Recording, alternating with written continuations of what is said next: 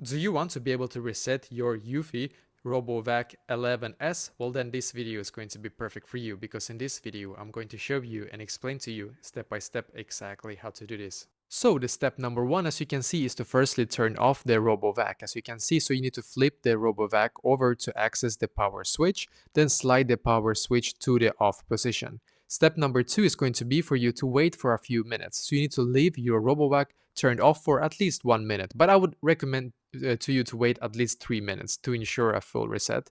And step number three is to turn the RoboVac back on. So slide the power switch back to the on position. So you need to flip the RoboVac on, as you can flip the RoboVac over once again, as you can see, find that switch and then basically turn it on instead.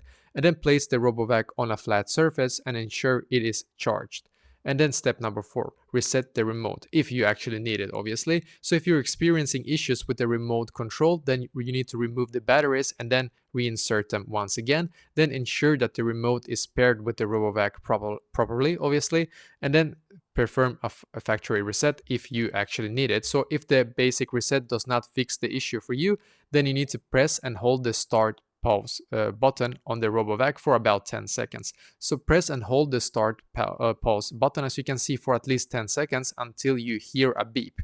Then this will actually restore it to the default settings, just so you know. So after resetting, test the RoboVac to ensure that it actually works correctly. If problems still persist for you, then you need to consider to check for blockages, cleaning the sensors, or if that doesn't work, contact the Eufy support and then go from there, obviously. But this is basically exactly how to do this.